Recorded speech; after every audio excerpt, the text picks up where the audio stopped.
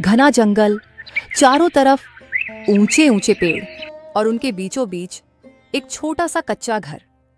घर की दीवारें मिट्टी की बनी थी और ऊपर खपैल की छत थी।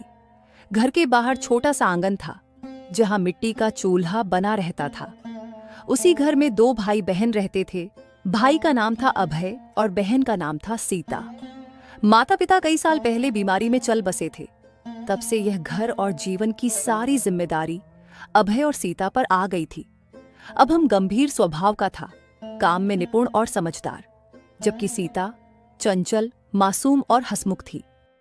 उस शाम अभय काम से लौटा था और सीता भी घर का काम लगभग समाप्त करके अपने भाई की राह देख रही थी। अभय सिर पर लकड़ी का गट्ठर रखे आंगन में आया और बोला, देख सीता, आज का गट्ठर बड़ा भारी है। अब इसे कल सुबह गांव के बाजार ले जाकर बेचना पड़ेगा। आज की दाल तो तुझे ही बनानी पड़ेगी। भाई, तुम हमेशा मुझे चूल्हे पर भेज देते हो, कभी तुम भी बनाओ ना। मैं भी लकड़ी उठाकर लाती हूँ, तो तुम्हें भी कभी कभी चूल्हे पर बैठना चाहिए। अरे पगली, तू छोटी है, इसीलिए तुझे काम सीखना है। चूल्हा, चौका, आटा, पानी सब समझना होगा, वरना बाद में क्या करेगी। मैं तो चाहता हूँ कि तू सब जान ले। हाँ भाई, मैं समझती हूँ, पर कभी कभी लगता है जैसे माँ हमारे साथ होती तो हमें यूं मेहनत न करनी पड़ती। कितना अच्छा होता। माँ हंसते हुए हमें रोटी परोसती और बाबा चौपाल से लौटकर हमारे लिए कुछ खाने के लिए मिठाई लाते। अरे तो फिर क्या वही बातें ले बैठ गई। सीता, भगवान ने माँ बाप को हमसे छीन लिया, लेकिन हिम्मत भी दी है। ये जंगल हमारा साथी है। देख, जब पेड़ों की पत्तियां सरसराती हैं तो मुझे लगता है जैसे बाबा की आवाज आ रही हो, और जब चूल्हे की आंच में धुआं उठता है तो ऐसा लगता है जैसे अम्मा पास बैठी हैं। हम अकेले नहीं हैं। दोनों भाई बहन ने उस दिन देर तक बातें की। चूल्हे पर दाल पक रही थी और घर के बाहर जंगल का सन्नाटा गहराता जा रहा था। लेकिन उस छोटे से घर में भाई बहन की हंसी और उनके विश्वास से एक अलग ही उजाला फैला हुआ था।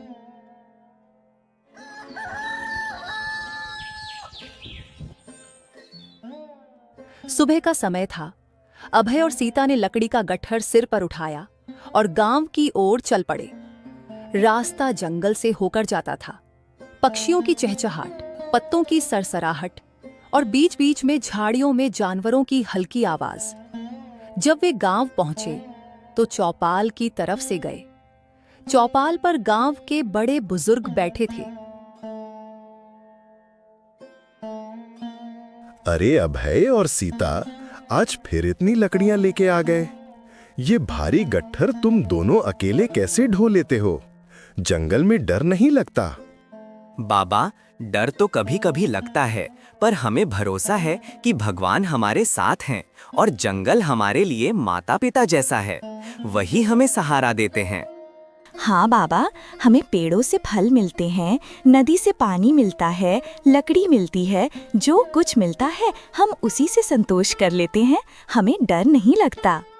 अभी हम चलते हैं बाबा, हमें देर हो जाएगी। इन सब लकड़ियों को बाजार में बेच के भी आना होगा। चल सीता। यह बोल के दोनों लकड़ियों का गट्ठर लिए बाजार की तरफ निकल जाते हैं। कुछ समय बाद जब दोनों लकड़ियां बेच के घर आते हैं तो आसमान पूरा काला हो गया था। बरसात का मौसम था। शाम होते होते तेज आंधी शुरू हो गई। देखते देखते बारिश की धारें बरसने लगी। अभय और सीता अपने घर के अंदर बैठे थे। भाई, छप्पर टूट ही जाएगा लगता है। सुनो, बाहर तूफान में पेड़ों के हिलने की आवाज भी आ रही है। अब हम कहाँ रहेंगे? डर मत बहन, भगवान सब देख रहे हैं, और अगर घर टूट जाएगा तो हम फिर से बनाएंगे। हिम्मत रख, जब तक हम दोनों साथ हैं कोई संकट हमें तोड़ नहीं सकता। बारिश पूरी रात चलती रही। घर की दीवारें गीली हो गई, लेकिन छप्पर को कुछ भी नहीं हुआ। दोनों रात का खाना खाकर कोने में एक दूसरे के पास बैठे रहे। भाई, मुझे डर लग रहा है। अगर दीवार भी भीग भीग के गिर गई तो हम कहाँ जाएंगे? डर मत सीता, याद रख, कठिनाइयां हमेशा नहीं रहती, ये रात भी बीत जाएगी। सुबह सूरज निकलेगा और हम फिर से अपने इस घर में माँ बाबा के यादों के साथ जीने लगेंगे। और तू देख, छप्पर भी नहीं टूटा, तूफान अब रुक गया है, बस थोड़ी सी बारिश हो रही है। अभय ने सीता को थोड़ी सी हिम्मत देके उसको चुप करा दिया था, लेकिन पूरी रात दोनों भाई बहन को अपने घर की चिंता सता रही थी।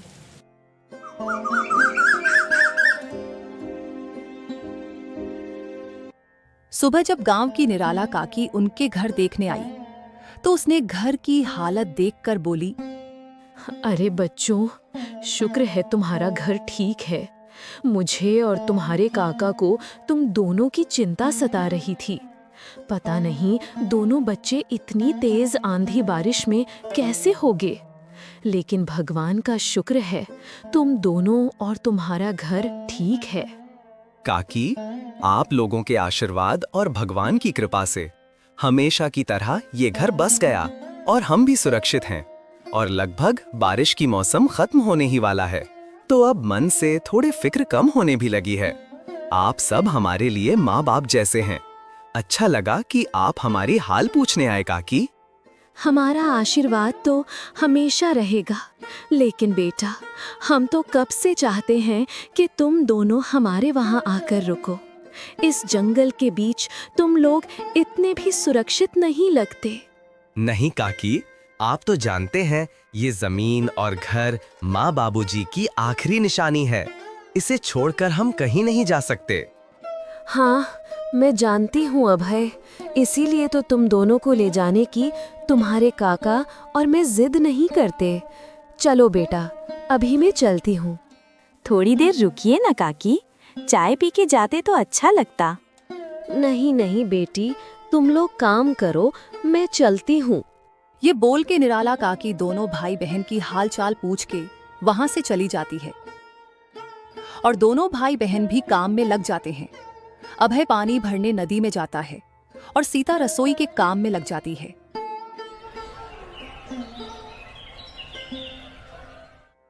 बरसात का मौसम थम चुका था, खेतों में हरियाली लौट रही थी।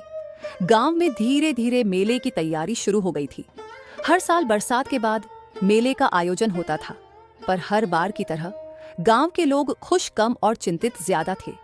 कारण था गांव का जमींदार रामलाल और मुखिया हरछू दोनों आपस में मिले हुए थे और गरीबों से जबरन चंदा वसूलते थे। उस दिन सुबह अभय और सीता घर के आंगन में अनाज सुखा रहे थे। चूल्हे पर सीता दलिया चढ़ा चुकी थी। तभी दूर से जमींदार और मुखिया और जमींदार का आदमी दिखते हैं। भाई देखो तो, ये तो जमींदार और मुखिया है। ये यहाँ क्यों आ रहे होंगे? शायद अब फिर से वही होने वाला है जिसकी मुझे आशंका थी। मेला नजदीक है और अब ये लोग चंदा मांगने आए होंगे। लेकिन चंदा मांगना नहीं, जबरदस्ती ऐंठ ना कहो। कुछ ही देर में जमींदार रामलाल और मुखिया हरखू एक नौकर के साथ आंगन में आ पहुंचे। रामलाल के चेहरे पर घमंड साफ झलक रहा था और हरखू इतराता चला आ रहा था। ओ अभय, सीता, हम आए हैं, थोड़ा आवाज लगाओ। गांव का मेला आने वाला है, हर घर से चंदा लेना है। गरीब अमीर सबको देना पड़ेगा। अभय ने नम्रता से आकर हाथ जोड़ लिया। जमींदार बाबू, हम तो दो अनाथ भाई बहन हैं। जैसे तैसे जंगल से लकड़ी बेचकर गुजारा करते हैं। हमारे पास इतना बचता ही कहाँ है कि चंदा दे सके। माफ कीजिएगा। यह सुनकर रामलाल का चेहरा तमतमा गया। अरे ओ, हमें बहाने मत सुना। मेला गांव की इज्जत है। अगर तुमने चंदा नहीं दिया तो कल तुम्हारा नाम चौपाल पर खराब कर दूंगा। सबको बता दूंगा कि तुम दोनों भाई बहन गांव के काम में साथ नहीं देते। पिछले साल भी वही किया था तुम दोनों ने, लेकिन हमने तुम्हारी बातें मान ली थी। सीता अब तक चुप थी, मगर रामलाल के मुंह से यह सब बात सुन के वो बात सह नहीं पाई। जमींदार बाबू, गांव की इज्जत हमसे ज्यादा कौन समझेगा? हम भी तो गांव के ही बच्चे हैं। लेकिन जो पेट भरने लायक अनाज मुश्किल से जुटाता हो, उससे आप सोना चांदी की तरह चंदा चाहते हैं? ये तो अन्याय है। हरकू मुखिया तुरंत बीच में कूद पड़ा। चुप रह लड़की, ज्यादा जुबान मत चला। गांव के सम्मानीय व्यक्ति से कोई ऐसे बात करते हैं क्या? हम मुखिया है इस गांव के, हमें पता है किसके घर में कितना है। तू मत समझ के तेरी गरीबी हमें नहीं दिखती। गरीब को हमेशा चुप रहना चाहिए और जो हुक्म दिया जाए मान लेना चाहिए। अभय ने गहरी सांस ली और शांत स्वर में बोला, मुखिया जी, हम आपकी इज्जत करते हैं, लेकिन जबरदस्ती चंदा लेना सही नहीं है। मेला गांव वालों की खुशी के लिए होता है ना कि किसी की ताकत दिखाने के लिए। हम चाहें तो अपने हाथों से मेला सजाने का काम कर देंगे, लेकिन चंदा देना हमारे लिए असंभव है। रामलाल और हरखू दोनों उनका अपमान करते हुए बोले, सुना ना हरखू, ये बच्चे हमें उपदेश दे रहे हैं। इन्हें लगता है कि इनकी बात मानकर हम चंदा छोड़ देंगे। देखो बच्चों, जमींदार और मुखिया की बात कभी टाली नहीं जाती, वरना नतीजा अच्छा नहीं होता। उनकी धमकी और अपमान को देखकर सीता को गुस्सा आ जाता है और वो गुस्से में बोलती है, नतीजा चाहे जो हो, हम अपना पेट काटकर आपका लालच पूरा नहीं कर सकते। आप बड़े हैं, आपसे झगड़ा नहीं करेंगे, लेकिन सच यही है कि गांव वालों के चंदे का हिस्सा मेले से ज्यादा आप लोगों के पेट में जाता है। आंगन में सन्नाटा छा गया।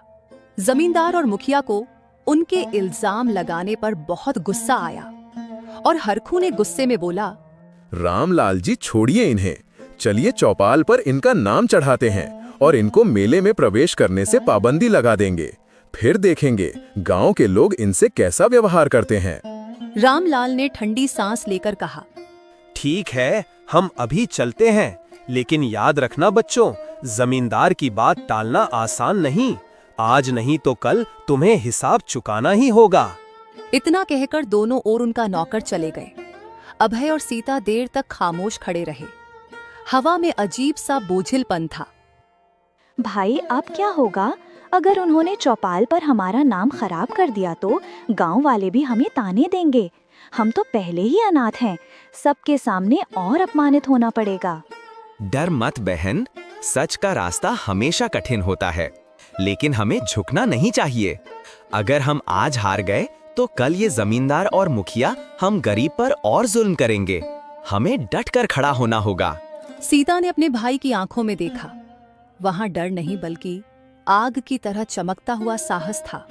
उसने सिर हिलाया और बोली, हाँ भाई, अब चाहे पूरा गांव हमें गलत समझे, पर हम सच से पीछे नहीं हटेंगे।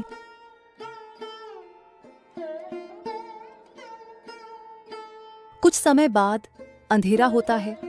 उस शाम दोनों भाई बहन ने चूल्हे पर खिचड़ी पकाई, लेकिन उनके दिलों में सवाल गहरे उतरते जा रहे थे। क्या सचमुच अब पूरा गांव उनके खिलाफ हो जाएगा, या फिर गांव वाले उनकी सच्चाई को समझेंगे?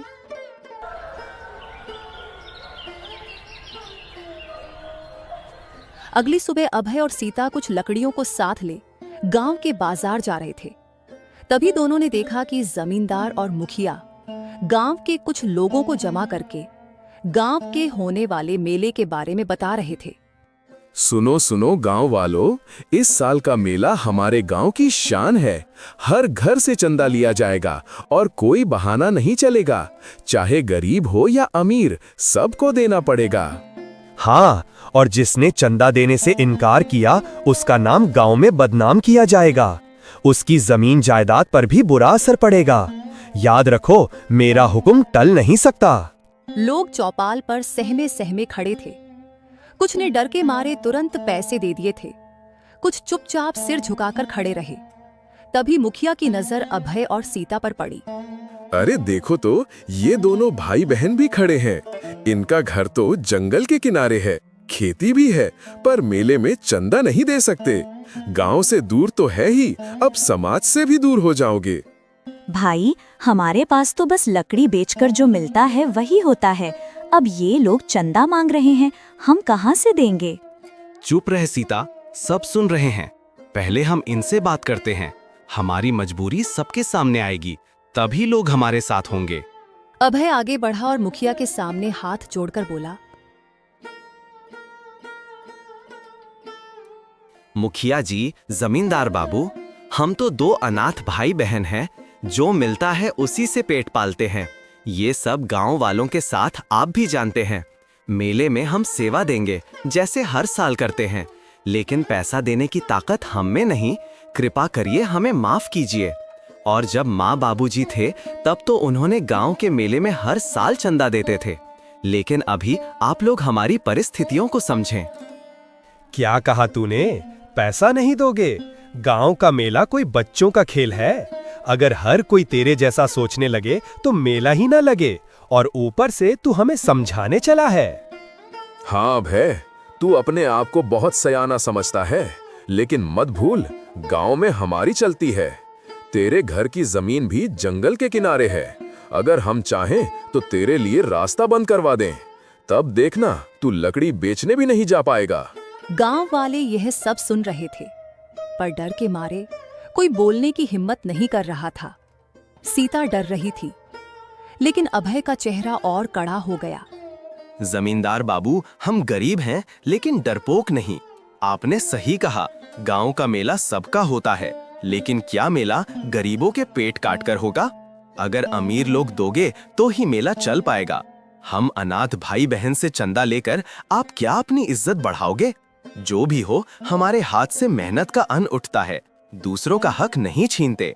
आप चाहें तो हमें मेले की सेवा से भी निकाल दीजिए, पर जबरदस्ती चंदा नहीं देंगे।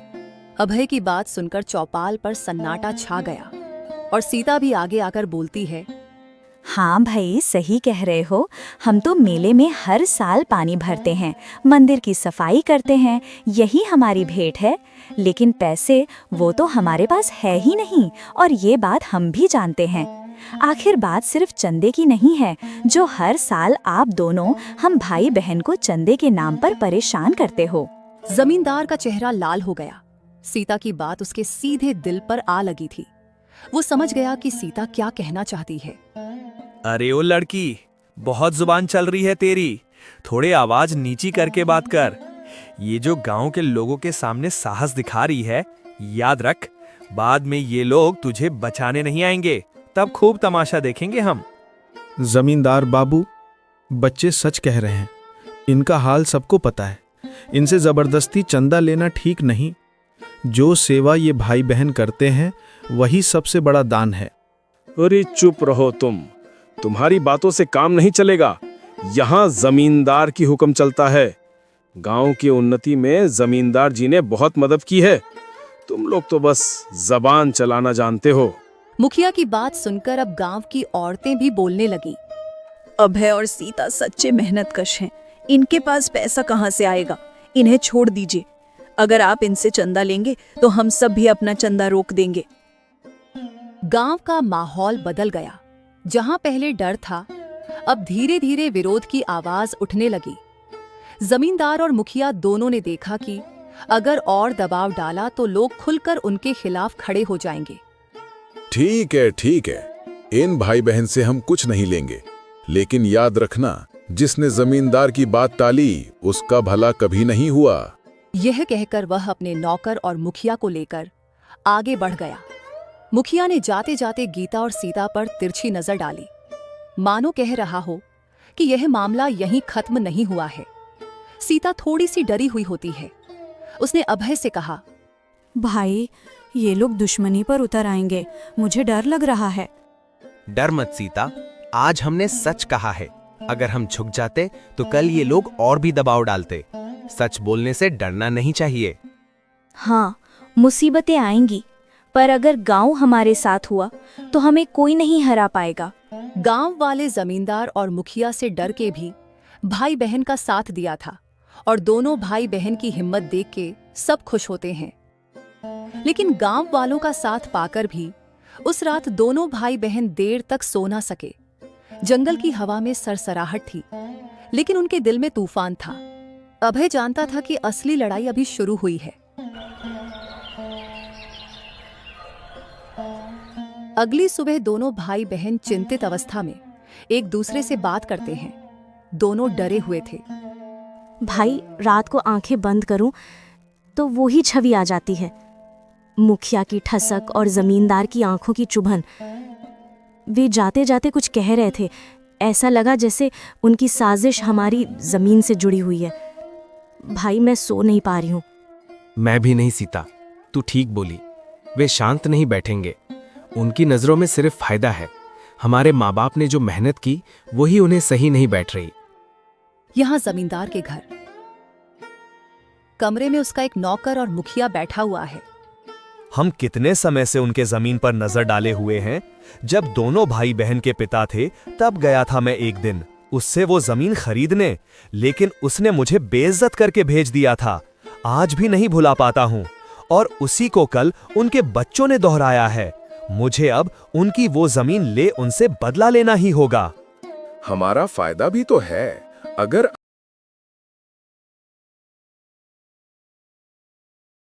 अभय सीता की जमीन हमारे हाथ में आई तो हम वहां आपके नशीली पदार्थ के व्यापार को बढ़ा भी तो सकेंगे। अरे वही तो मैं कब से चाहता हूं, लेकिन हो नहीं पा रहा। मेरे व्यापार के लिए वो जगह एकदम सही है। अब हमें ये मेले के नाम पर ही उन्हें वहां से खदेड़ने का मौका मिला है, और अगर गांव वाले भी उनके तरफ से बोले तो सबके सामने दोनों भाई बहन को कुछ पैसे देकर उस जमीन से निकाल फेंकेंगे। यही सब बात करके सब यह योजना बनाकर दोपहर को ही भाई बहन के घर मुखिया और जमींदार अपने नौकर के साथ आते हैं। अब तुम्हें तुम्हारी बातों की सजा मिलेगी। तुमने जो मेले में अपना योगदान ना देकर पूरे गांव का अपमान किया है, उसका भुगतान करना ही होगा। अब बात चंदे की नहीं है। अब या तो ये जमीन छोड़कर यहाँ से निकल जाओ, या तो पूरी जिंदगी समाज से अलग रहो। तब तो तुमको कुछ हो भी गया तो समाज के नियमों की वजह से तुम्हें कोई पूछने भी नहीं आएगा। हमने कुछ भी गलत नहीं किया। ये हमारी माँ बाप की जमीन है। आप लोग कानून और लोगों का विश्वास का गलत फायदा मत उठाओ। हम जानते हैं जब जमींदार जी और आपकी नजर बरसों से हमारी इस जमीन पर थी, लेकिन हम आपको ये जमीन कभी नहीं देंगे। तो इसमें गलत ही क्या है? वैसे भी तुम दोनों इस जमीन का करोगे क्या? आखिर में दोनों को लकड़ियां ही तो बेचने जाना है। इससे अच्छा जमीन हमें देकर निकल जाओ कहीं और, हम तुमको पैसे भी दे देंगे। हमें पैसों की जरूरत नहीं है। हम ये माँ बाबूजी की संपत्ति कभी नहीं छोड़ेंगे।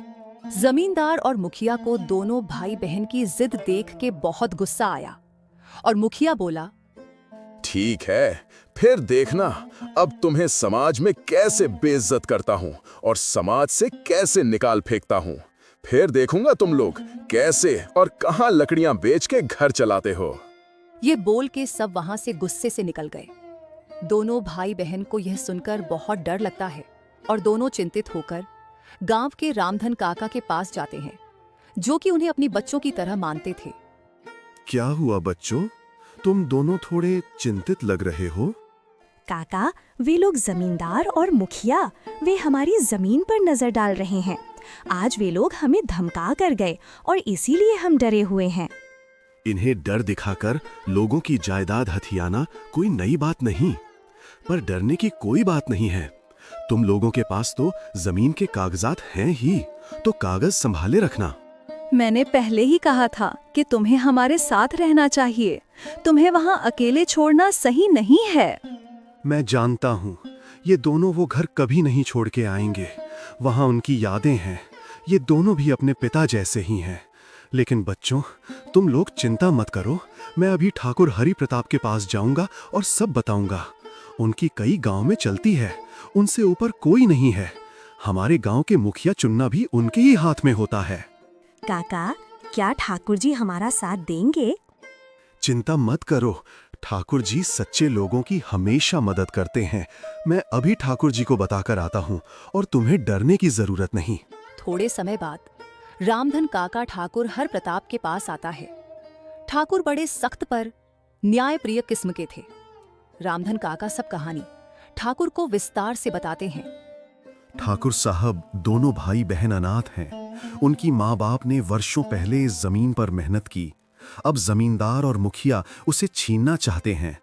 वे पहले से ही कुछ गलत काम करते रहे हैं, कुछ अवैध व्यापार भी करते हैं, और यही जमीन उनके गलत काम के लिए काम आ सकती है, और इसीलिए वो लोग अनाथ बच्चों को परेशान कर रहे हैं। मैं भी सुन चुका था कि रामलाल की नजर किसी की जमीन पर थी, जो कि वो कोई अवैध व्यापार करना चाहता है। पर अब जब खबर पुख्ता है तब कदम उठाना पड़ेगा। तुमने क्या सबूत प्रस्तुत किए? अभी कोई सबूत तो नहीं है ठाकुर जी, लेकिन वे दोनों भाई बहन को परेशान करते आए हुए हैं। जबकि दोनों भाई बहन के पास जमीन की कागजात भी हैं। आप अपने एक आदमी को मेरे साथ भेज दीजिए। मैं और आपका आदमी दोनों उन लोगों का सच आपके सामने लाएंगे। ठीक है, मैं अपने एक भरोसेमंद आदमी को देखरेख के लिए भेज देता हूँ। रामलाल की हर चाल पर नजर रखी जाएगी। अगर उसने कोई नकली कागज बनवाए या फिर दोनों भाई बहन को परेशान किया और कुछ गलत व्यापार करने का सोचा तो मैं तुरंत उनको सजा दूंगा। ठाकुर जी पर उनके पास पैसे और दबाव है, वे पटवारी को खरीद सके तो। तुम ये सब की चिंता मत करो। अगर तुम और मेरा आदमी उनकी सच सामने ना ला पाए तो मैं कुछ और लोगों को हर जगह भेज दूंगा, गांव के पेड़ों के पास, रास्तों पर, जो रात दिन उनकी हरकतों पर नजर रखेंगे। और अगर कोई फर्जीवाड़ा हुआ तो मैं चौपाल में सारी कागज खोल कर रख दूंगा और न्याय करूंगा। उसी रात रामधन काका और ठाकुर की आदमी ने जमींदार और मुखिया की निगरानी करते हुए सुना कि अरे मुखिया, अब मुझसे ये सब सहा नहीं जा रहा। मेरा बहुत नुकसान हो रहा है। मुझे जल्दी से उन दोनों बच्चों की जमीन लेनी होगी और व्यापार शुरू करना होगा। हाँ, सब्र तो मुझसे भी नहीं हो रहा, लेकिन क्या करूं, दोनों भाई बहन बहुत जिद्दी है, नहीं मानेंगे। कैसे नहीं मानेंगे? उनको उनकी ही भाषा में समझाना होगा। दोनों को आज रात ही जाकर निकाल फेंकते हैं। बहुत मुंह चलता है उनका। अब हम हाथ चलाएंगे, फिर देखता हूँ डर के मारे अपनी जमीन कैसे नहीं देते हैं। तभी रामधन और ठाकुर का आदमी उनके सामने आते हैं और उनसे गुस्से में बोलते हैं, हम भी देखते हैं कैसे क्या कर लेते हो। बच्चों को अकेला समझा है क्या? ये देखो ठाकुर हरि प्रताप जी का आदमी, अब तुम दोनों की खैर नहीं, अब तो तुम लोगों की सच्चाई सबको पता चलेगा। मेले के नाम पर क्या क्या गलत योजना बनाते हो, अकेले बच्चों को परेशान करते हो। ये बोल के रामधन और ठाकुर का आदमी तुरंत ठाकुर को सूचना देने जाता है और यहाँ जमींदार और मुखिया की चेहरे का रंग उड़ जाता है, जैसे उन्हें एक झटका लग गया था। एक पल में दोनों की सब योजना खत्म हो गई थी।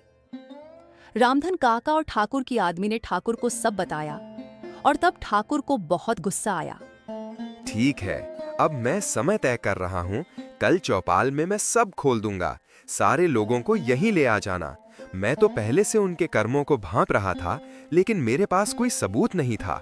लेकिन अब मेरे खुद के आदमी ने ही सब देखा और सुना है, तो अब उनको मैं नहीं छोड़ूंगा। उनको सबके सामने धमकाकर उनकी सच्चाई सबके सामने बाहर लाऊंगा। अगली सुबह चौपाल में गांव के बहुत लोग जमा हैं। जमींदार और मुखिया को भी बुलाया जाता है। दोनों डर और शर्म के मारे सिर झुकाए हुए थे। ठाकुर उठते हैं और बोलते हैं, रामलाल मुखिया, तुमने अपने बैसाखी दिखाकर काफी भय फैलाया, पर आज हम सबके सामने ये फैसला होगा, सत्य क्या है और झूठ क्या। तुम लोग खुद से सब सच बोलोगे तो तुम्हें कम सजा होगा, और अगर मुझे निकलवाना पड़ा तो बात बहुत गंभीर होगी। जमींदार और मुखिया के पास सच बोलने के सिवा और कुछ रास्ता नहीं था। वे जानते थे कि ठाकुर को सब सच पता है और सबूत के तौर पर पिछले रात का घटना है, और इसीलिए दोनों ठाकुर के सामने गिड़गिड़ाने लगता है। ठाकुर जी, हमसे भूल हो गई। हमें दोनों भाई बहन से चंदा मांग के उनको परेशान नहीं करना चाहिए था। हमें माफ कर दीजिए। वाह, माफी भी ऐसे सफाई से मांग रहे हो जैसे हमको कुछ पता ही नहीं है तुम्हारे बारे में। अरे सच बोलो कि तुम लोग चंदे के नाम पर दोनों अनाथ भाई बहन को इसलिए परेशान करते थे ताकि तुम्हें उनकी जमीन मिल सके और उस जमीन पर तुम लोग नशीली पदार्थ का अवैध व्यापार कर सको। यह सुनकर मुखिया और जमींदार सबके सामने बहुत शर्मिंदा होता है और अपना सिर झुका लेते हैं। अब ये शर्म से सिर झुकाकर खड़े रहने का कोई फायदा नहीं है। जल्दी से सबसे माफी मांगो और दोनों भाई बहन से हाथ जोड़ के माफी मांगो। और तो और मुखिया, तुमको अब से गांव के मुखिया पद से निकाला जाता है, और जमींदार रामलाल, तुमको सजा के तौर पर गांव के मेले के लिए सब गांव वालों की चंदा तुमको देना होगा। ऐसा मत कीजिए ठाकुर जी, मैं अब से ये गलती दोबारा नहीं करूंगा। आप मुझे मुखिया पद से मत निकालिए। हाँ ठाकुर जी, मैं भी पूरे मेले का खर्चा नहीं उठा पाऊंगा। ऐसे तो मैं बर्बाद हो जाऊंगा। हम आगे से ये गलती नहीं करेंगे। हम पर दया कीजिए। ये सब मैं नहीं जानता। बहुत हो चुका तुम लोगों की मनमानी। अब तुमको कोई भी दूसरा मौका नहीं मिलेगा। मैं तो तुम दोनों की हरकतों को बहुत पहले से देख रहा था, लेकिन अब तुम्हारी गलतियों को नजरअंदाज नहीं किया जाएगा।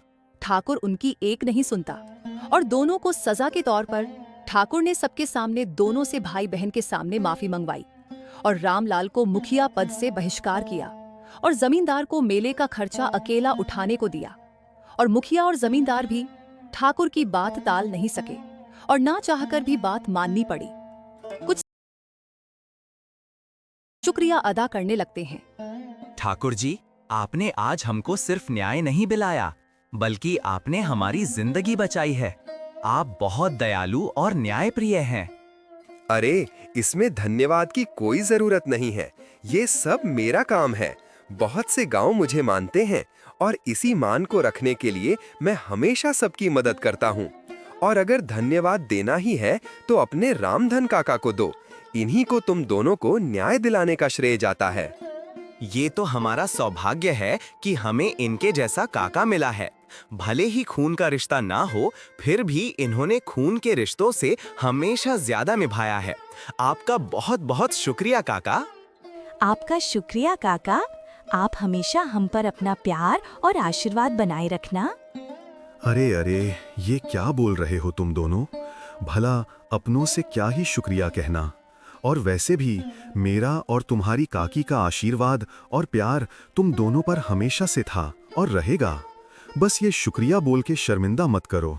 यही सब बात करके सबके चेहरे पर हंसी आ जाती है और सब हंसी खुशी घर चले जाते हैं। घर पहुंचकर दोनों भाई बहन राहत की सांस लेते हैं और अपनी माँ बाबूजी की जमीन, घर और यादों को सही सलामत है ये सोच के दोनों की मन में शांति आता है। देख बहन, मैंने बोला था ना कि सच का रास्ता कठिन होता है, लेकिन हमेशा अच्छा होता है। हम हमेशा माँ बाबूजी की दिखाई सच के राह पर चलते आए हैं। इसीलिए आज भगवान ने हमारी लाज और ये घर दोनों बचा लिया। पता नहीं आगे क्या क्या कठिनाई आएगी, लेकिन हमें ऐसे ही डटकर सामना करना होगा। हाँ भाई, आप हमेशा से सही होते हैं और आज तो हमें माँ बाबूजी भी देख के खुश हो रहे होंगे, हम पे गर्व कर रहे होंगे। सही कहा बहन, माँ बाबूजी जहाँ हैं वहाँ से हमें देख के खुश हो रहे होंगे। यही सब संघर्षों को झेलने के बाद और दोनों के एक दूसरे के साथ देने से अब उनके जीवन में कठिनाई कम हो रही